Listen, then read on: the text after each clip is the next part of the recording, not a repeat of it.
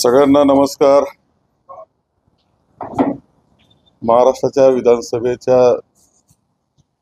प्रचाराची आज सांगता संपूर्ण महाराष्ट्रामध्ये होती आहे. यावेळेस मी सुद्धा महाराष्ट्रातल्या कानाकोपऱ्यामध्ये विधानसभेच्या निवडणुकीच्या निमित्तानं गेलो. महायुतीबद्दल लोकांच्या मनामध्ये प्रचंड रोष आहे हे मला जाणवलेलं आहे. महाविकास आघाडीवर विश्वास लोक दाखवतायत आणि काही अपेक्षा सुद्धा साहजिकपणे करतायत. आणि मला एक खात्री वाटते की महाविकास आघाडी मोठ्या बहुमताने विजयी होईल. 180 पर्यंत जागा महाविकास आघाडीने मिळवल्या तर आश्चर्य मानण्याचं काही कारण नाही. एकंदर या निवडणुकीमध्ये संगमनेर म्हणून सुद्धा काहींनी ही रणभूमी बनवण्याचं ठरवलं होतं, परंतु मतदार आणि लोक माझ्या बरोबर आहेत. एकच आढळलं का प्रशासन जे आहे हे आचारसंहिता सुरू असताना सुद्धा कुणाच्या तरी दबावाखाली काम करतंय हे जाणवत राहिलं. निवडणूक आयोगाकडे मी या बाबतीतली तक्रार स्पष्टपणे नोंदवलेली आहे. अजून आम्हाला पुढच्या प्रोसेसमध्ये अडचणी निर्माण करतील का याची काळजी वाटत असते. यावर्षी पाऊस चांगला झाला, धरणं चांगली भरली. असं असताना सुद्धा तळेगाव पट्ट्याची जी रिजनल स्कीम आहे त्या स्कीम मध्ये त्याचा रिझर्व्हर मध्ये पाणी नाही आणि त्यामुळं तळेगाव पट्ट्यातील 20-21 गावांना पाण्याचा पुरवठा पिण्याचा करू शकत नव्हतं, ही परिस्थिती निर्माण झाली. मी जिल्हाधिकाऱ्यांना या बाबतीतलं अवगत केलं. अवगत करणं ही माझी लोकप्रतिनिधी म्हणून आचारसंहितेतही जबाबदारी होती. आणि असंही म्हटलं की आपण हे पाणी द्यावं, सोडावं, अनेशा पाणी आहे आणि पिण्याचं पाणी पुरवलं जावं. दुर्दैवानं जिल्हाधिकाऱ्यांनी काय मात्र ते मान्य केलं नाही. जनतेचे हाल होऊ नये याची काळजी घेण्याची जबाबदारी प्रशासन म्हणून नक्कीच त्यांची होती, परंतु कोणाकडे तरी पाहत निर्णय करण्याच्या सवयीमुळं आजही ते कोणाच्या तरी आदेशाची वाट पाहतात काय असं वाटून जावं अशी दुर्दैव अवस्था पाहायला मिळाली. तळेगाव पट्ट्यामध्ये नागरिकांच्या पिण्याचे अडचण झाली. म्हणजे मला त्या बाबतीत वाईट वाटते हे मी स्पष्टपणे या निमित्तानं सांगतोय. एकंदर फिरत असताना राज्यामध्ये फिरत होतो, त्याबरोबर संगमनेर आणि शिर्डी मतदारसंघावर मी लक्ष देण्याचा प्रयत्न केला. शिर्डी मतदारसंघात सुद्धा मी जे काही पाहिलं होतं पण आणखी अनुभवास मिळालं त्यामध्ये लक्षात येतं की 30 वर्ष सातत्यानं प्रतिनिधित्व करणारे तिथले लोकप्रतिनिधी आजही अवस्था मंत्री राहिले. केंद्रीय मंत्र्यामध्ये त्यांच्या कुटुंबाचा परिवाराचा सहभाग होता. असं असताना नगर मनमाड रस्ता जो शिर्डीवरून जातो त्याची अत्यंत दुरावस्था आहे. शिर्डीच्या शाही भक्तांना सुद्धा रस्ता देऊ शकले नाही ही त्यांची विकासाची वाटचाल आहे. ही अत्यंत दुर्दैवी आहे. अनेक खड्डे आहेत, अनेक अपघात घडतात, परंतु त्याकडे पूर्णपणे दुर्लक्ष केलं गेलं. आणि ठेकेदार का टिकत नव्हते हे सुद्धा एक संशोधनाचा मुद्दा मला यामध्ये दिसतो आहे.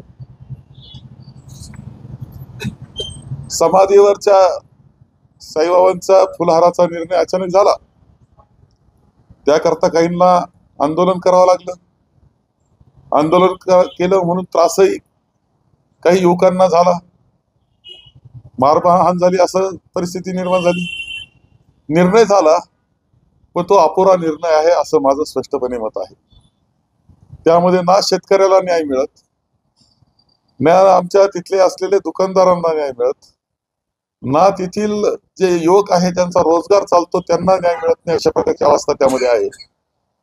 निर्णय करून होत असताना सुद्धा तो पुरेसा झालेला नाही, हे अत्यंत स्पष्टपणे या निमित्तानं मी याचा आपल्याला सांगू इच्छितो.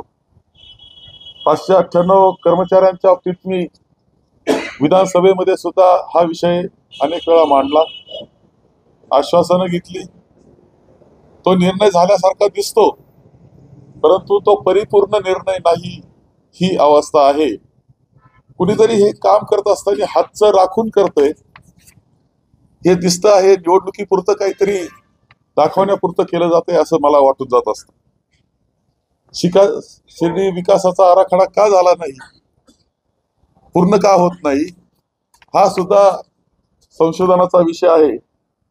आणि त्या विकास आराखड्या बरोबर एक गोष्ट दिसते की काही आरक्षण टाकले गेलेत, जाणीवपूर्वक आरक्षण टाकले गेलेले दिसतात. त्यामुळे त्याची खरेदी विक्री होऊ शकत नाही त्या प्रॉपर्टीची.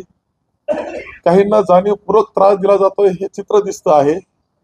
याच्यामध्ये विकास आराखड्यापेक्षा हेतू पुरस्सर काही लोकांना त्रास देण्याच्या हेतून काही गोष्टी केल्या जात आहेत, हे दिसतं आहे.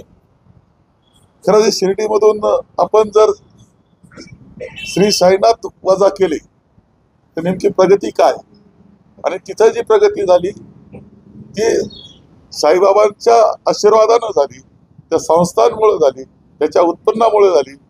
यामध्ये लोकप्रतिनिधीचा कोणताही वाटा नाही. उलट अडचणी निर्माण करण्याचा प्रयत्न तिथं चाललेला आम्हाला दिसतो.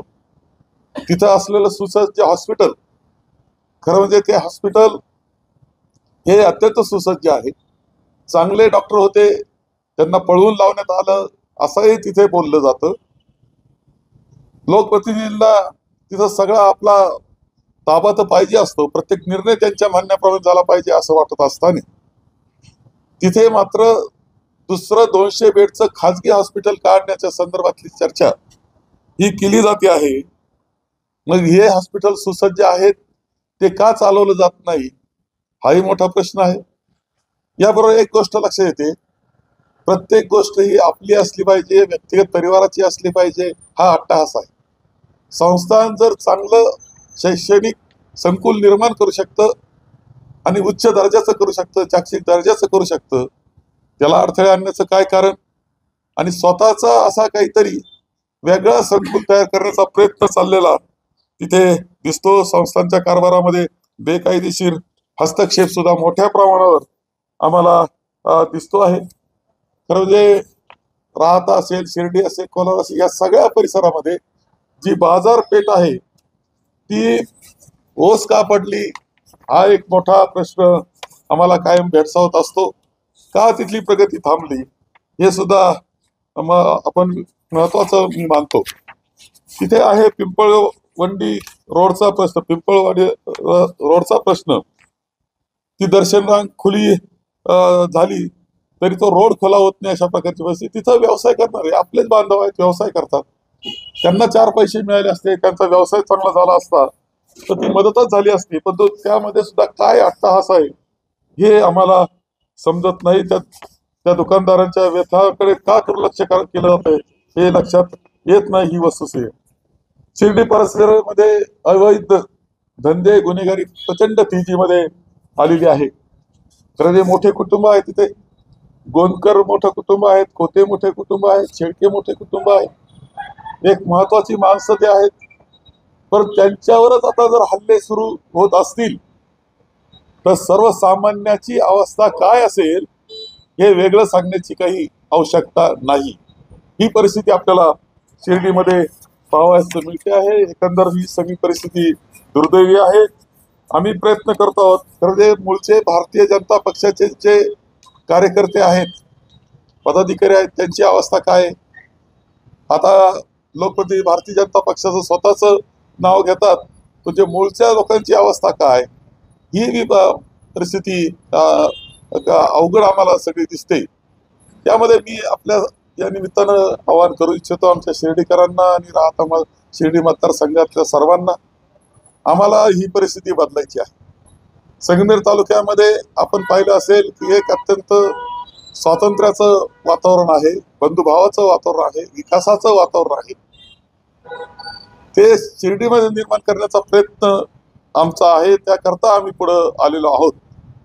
खरं म्हणजे माझी जाहीरपणे तुलना करण्याची सुद्धा तयारी होती. ती तुलना तुम्ही करावी, व्यासपीठावर एकत्र येण्याची माझी तयारी होती. परंतु ते आव्हान माझं काही स्वीकारलेलं नाहीच. परंतु ही परिस्थिती त्या मतदारसंघाची बदलून तिथलं सुद्धा एक खुलं वातावरण तयार करणं, बंधुभावाचं वातावरण निर्माण करणं, विकासाची वाटचाल करणं, त्यामध्ये सर्वांना बरोबर घेऊन करणं, जनतेला सर्वांना बरोबर त्या विभागातल्या घेऊन करणं, हे उद्दिष्ट ठेवून आम्ही भाग घेतलेला आहे. एक इथे घोगरेताई उभ्या आहेत, त्या एक खरं म्हणजे त्या रणरागिणीचं कौतुकच केलं पाहिजे. प्रभावतीताई घोगरेंचं एवढ्या मोठ्या दहशती पुढं, अकराळ विक्राळ शक्ती पुढं उभं राहणं ही सोपी गोष्ट नाही. पण ती उभी राहिली, खंबीरपणे त्या उभ्या राहिल्यात. मी आपल्या सगळ्यांना आवाहन करीन की या निमित्तानं आवाहन करीन की आपण सर्वांनी प्रभावतीताई घोगरे यांना प्रचंड मताने विजयी केलं पाहिजे. तुमच्या ज्या अडीअडचणी असतील ह्या सगळ्या अडीअडचणीमध्ये संगमनेरमध्ये काळजी करण्याचं कारण नाही. माझी माणसं संगमनेर मतदारसंघ माझ्याकरता सांभाळण्यास समर्थ आहे. मी पूर्ण वेळ हा शिर्डीला देण्याकरता तयार आहे आणि तिथले हे सगळे प्रश्न मार्गी लावून एक अत्यंत स्वच्छ असं वातावरण निर्माण करण्याकरता आम्ही पूर्णपणे प्रयत्न करू. वेळ प्रसंगी संघर्षाची वेळ आली, रस्त्यावर येण्याची वेळ आली तरी येण्याची आमची तयारी आहे. परंतु आपण सगळ्यांनी प्रभावतीताई घोगरे यांना प्रचंड मताधिक्यानं विजयी करावं असं आव्हान सुद्धा या निमित्तानं मी करत आहे.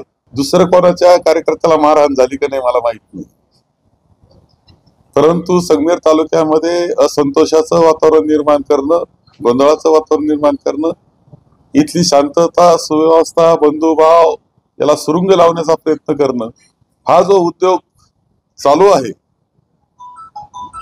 बाहेरचा जो हस्तक्षेप त्यामध्ये आहे, त्याचा परिपाक आमच्या 2 कार्यकर्ते जे प्रचाराकरता सायकलवर फिरत होते त्यांना मारहाण झालेली आहे, ही वस्तुस्थिती आहे. मिर्झापूरमध्ये जी घटना घडली त्यामध्ये 2 कार्यकर्त्यांना मारहाण करण्यात, त्यांचा आरोप असा आहे की काँग्रेसच्या कार्यकर्त्यांनी त्यांना मारहाण केली का तर तो शिवसेनेच्या रॅलीमध्ये सहभागी झाला. हे बिलकुल निखालस खोटं आहे. 2 व्यक्तिगत झालेल्या भांडणाला राजकीय स्वरूप देण्याचा केलेला त्यांचा प्रयत्न आहे, निखालस खोटं आहे. पुन्हा एकदा सांगतो, जे व्यक्तिगत भांडण होतं, बांधाचं भांडण होतं, त्या भांडणाला राजकीय रंग देण्याचा तो प्रयत्न आहे आणि तो केविलवाना प्रयत्न आहे, ही वस्तुस्थिती आहे. त्यांच्याकडनं असंही म्हटलं जातं की 40 वर्ष झाली तर तुम्ही या मतदारसंघाचा विकास केला आहे, तर मंत्र्यांची मुलं आणि यांना प्रचारात आणण्याची काय गरज होती आणि तुम्ही आता गल्ली बोळात देखील जाऊन प्रचार केला. तुम्ही सगळेजण पाहता मी कोणत्या गल्ली बोळात फिरलो. गल्ली बोळात कोण फिरतं, गुडघे कोण टेकतं, अश्रू कोण ढाळतं, केविलानी स्थिती कोणाची झालेली आहे हे तर तुम्हाला सगळ्यांना पाहायला मिळतं आहे. मी तर राज्यात फिरत होतो, आता काही गावांना मी भेटी दिल्या असतील, गल्ली बोळात मी फिरत नाहीये, घरोघरी जात नाही. परंतु जे आता गुडघ्यावर टेकून मतं मागतायत ते हेही मतदारांनी लक्षात घ्यावं की हे 2 दिवस असं करतील, विनंती करतील, गुडघ्यावर टेकतील, परंतु जर विजयी झाले तर पुन्हा फणा काढल्याशिवाय राहणार नाही आणि 5 वर्ष फणा काढून वागतील. विखे पाटलांनी असं म्हटलंय की स्वतःचे भावी मुख्यमंत्री म्हणून तुम्ही बोर्ड लावून घेताय आणि इथली जनता तुम्हाला भागीच ठेवणार. ठीक आहे, ती जनता ठरवणार आहे ना, त्याची काही काळजी करण्याचं काही कारण नाही. त्यांनी आता काळजी त्यांच्या मतदारसंघात त्यांची करावी, ती पुरेशी आहे. आपण तिथे काय काय अवस्थेमध्ये फिरताना नमस्कार कसा वाकून करायला लागलेत ते आमच्यामुळे करायला लागलेत, ही वस्तुस्थिती आहे. त्यांनी काल कोल्हापूरच्या सभेमध्ये असं म्हटलंय की तुम्ही जो आरोप करताय की तिकडे दहशतवाद आहे, तर ते म्हणतायत की हो दहशतवाद आहे मात्र तो विकासाचा. तेव्हा याच्या बाबतीतली तर मी जाहीरपणे मी मागणी केली होती की एका व्यासपीठावर येऊ, काही चांगले पत्रकार मुंबईतून याच्यातून बोलू, जे उच्च दर्जाचे, पुढं हजारो लाखोना लोकांनी बसावं आणि चर्चा घडावी. आमचं आव्हान स्वीकारलं नाही त्यांनी, झालं असतं दूध का दूध पाणी का पाणी, का नाही तयार झाले ते.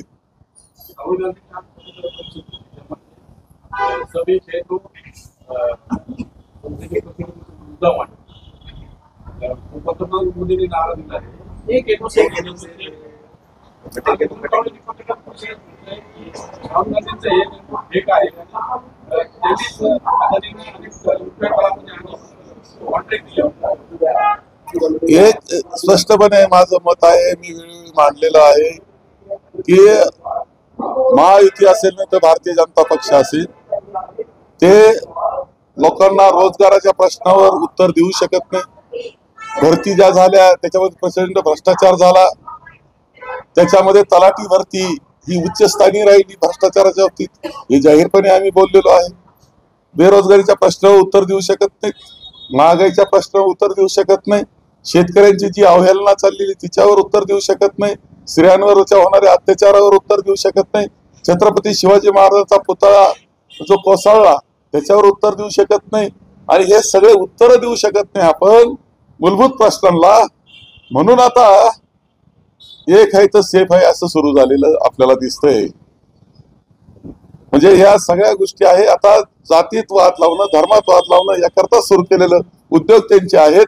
याला कारण मूलभूत प्रश्न जे जनतेचे आहेत त्याच्यापासून लोकांचं विषय दुसरीकडे नेलं, जातीवाद करणं, धर्मवाद करणं, त्याच्यातून मतं मिळवणं हा प्रयत्न, केविलवाना प्रयत्न त्यांचा सुरू आहे. आशिष शेलार असं म्हणतात की महाविकास आघाडीनं जे उलेमा बोर्ड आहे यांच्या किती मागण्या मान्य केल्या असं तर काही मला माहित नाही. हे अशा फेक न्यूज करणं ही भारतीय जनता पक्षाची पद्धत आहे. काहीतरी पसरवणं, खोट्या सोशल मीडियाच्या माध्यमातून खोट्या बातम्या पसरवणं ही त्यांची कार्यपद्धतीचा भाग आहे. आम्ही त्या संगमेरमध्ये सुद्धा अनुभवलं. लाखो रुपये खर्च करून संगमेरच्या बाबतीत सुद्धा फेक न्यूज तयार केल्या, त्या पाठवल्या गेल्या. भारतात सुद्धा तेच काम ते करतायत, महाराष्ट्रात ते काम करतायत. फेक न्यूज करायचा आणि माणसांच्या मनामध्ये विष घालवण्याचा कार्यक्रम आहे, त्याचा तो भाग आहे. विनोद तावडे म्हणतात की नरेंद्र मोदींनी देशातल्या 25 कोटी जनतेला विविध देशाच्या काही म्हणतील ते खरं काय ते लोकांना विचारलं पाहिजे, लोक त्याचं उत्तर देतील. लोकसभेला तुमचा आकडा घसरला कसा? तुम्ही मोदी सरकार म्हणायचे, आता मोदी सरकार म्हणण्याचं बंद का झालं? एनडीए सरकार म्हणण्याची वेळ का आली तुमच्यावर? जर तुम्ही इतकं जर लोकांच्या जीवनामध्ये आनंद निर्माण केला असेल तर ही वस्तुस्थिती आहे. आणि महाराष्ट्राच्या बाबतीत यांच्या भारतीय जनता पक्षाच्या कालखंडामध्ये जो 2014ला सुरू झाला, 24 पर्यंतचा विचार करता आमच्या काळात तर 2 वर्ष कोरोना होता, आमच्या अडचणी होत्याच. परंतु या काळामध्ये महाराष्ट्राची सगळे जे निकष आहेत विकासाचे, त्या सगळ्या निकषामध्ये घसरण झालेली आहे.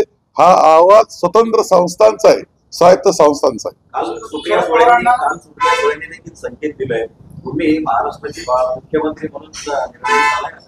शरद पवार माझा उद्देश एक आहे, मी पक्का आघाडीचा माणूस, महाविकास आघाडीचा, आणि म्हणून आवाहन मी करत असतो की महाविकास आघाडीचा उमेदवार जिथे जिथे असेल त्याला पाठिंबा द्या, मदत करा. मी एवढंच पाहतोय की ही महायुतीची भ्रष्ट असे प्रकारचं जे सरकार आहे, जे असंविधानात्मक पायावर आहे, त्याला संविधानाचा आधार नाही, बेकायदेशीर ते भ्रष्टाचाराच्या पायावर आधारित उभं राहिलेलं आहे. ते पहिलं घालवणं. त्यांच्या काळामध्ये जे एकंदर राज्याची दुरावस्था झाली, कायदा सुव्यवस्थेचं धिंडावलं निघालं, महिलांवर अत्याचार होण्यास सुरुवात झाली, अंमली पदार्थांचा हैदोस झाला, हे सगळं जे आहे त्यांचं पाप, हे पहिलं यांना घालवणं आणि महाविकास आघाडीचं सरकार आणणं याला प्राधान्य माझं राहणार आहे. त्यामुळं मी हा विचार करत नाही मुख्यमंत्री कोण, हे काय ठरवायचं नंतर ठरवलं एकत्र बसून. आजचा विषय एकच की महायुतीचं भ्रष्ट सरकार घालवणं आणि महाविकास आघाडीचं आणणं, यावरच आम्ही काम करतो. शरद पवारांना जे जमलं नाही ते अमित शहानी करून दाखवलं. दौंडमध्ये आज देवेंद्र फडणवीसांनी आता काय करून दाखवलं, कोणतं पराक्रम गाजवला हे काय मला माहित नाही, त्यावर मी काय बोलू इच्छित नाही.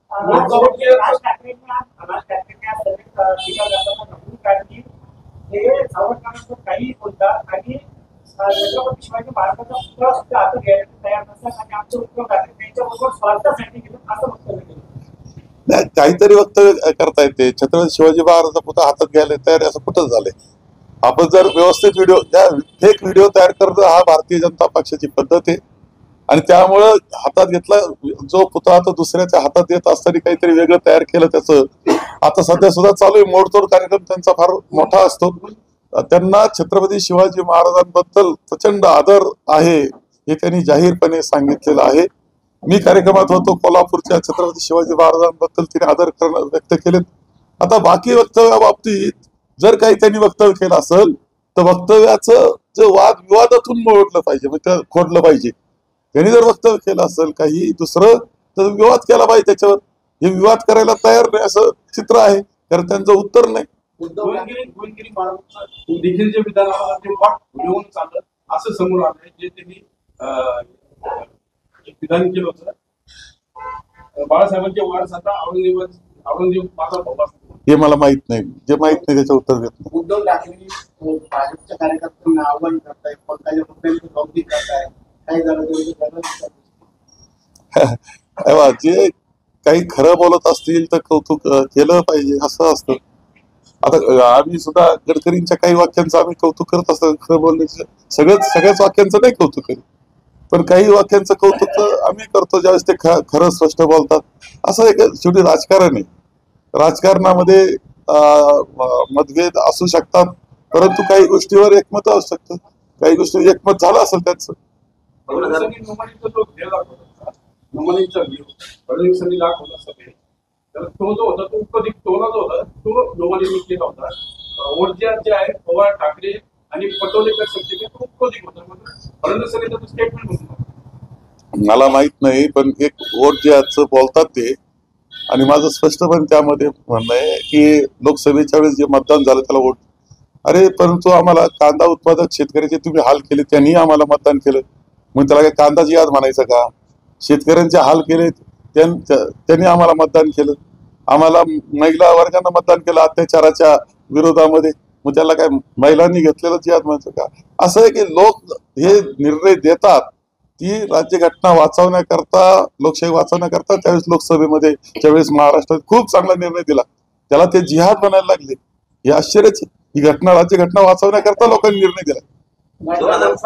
अमरावती धामणगाव रेल्वेमध्ये धामणगाव रेल्वे या नावामध्ये राहुल गांधी जे पत्रकार गुलाम आहे या संदर्भात आपण काय? तेव्हा आता असं आहे तर तुम्ही टीव्ही पाहत आहे, मला तर सध्या टीव्ही पाहायला मिळत नाही. ते कोणत्या परिस्थितीत काय बोलले हे याच्यावर ते अवलंबून असतं. त्यांनी कधीच पत्रकारांवर हे केलं नाही. त्यांचं कायम म्हणणं असतं की मीडियाचे काही मोठे माणसं आहेत, जे मालक आहेत, ते त्यांच्यामुळं अडचणी निर्माण होतात आणि पत्रकार मंडळी काही करू शकत नाही असं बोलताना मी ऐकलेलं आहे.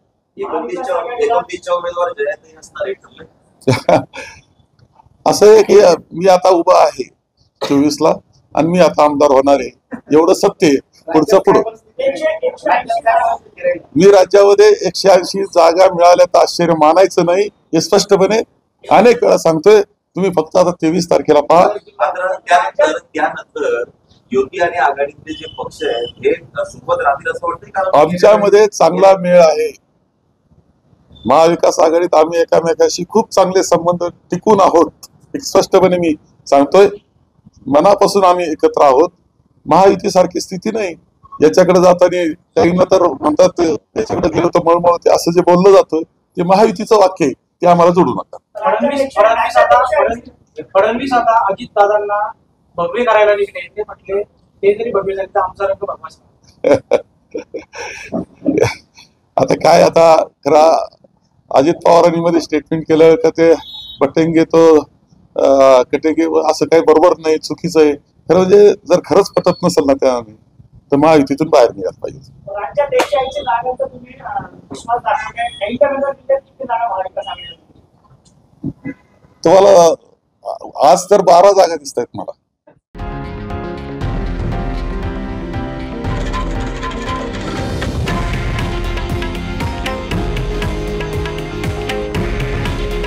हे आहे देशातील नंबर 1 न्यूज नेटवर्क आणि आपण पाहत आहात TV9 मराठी.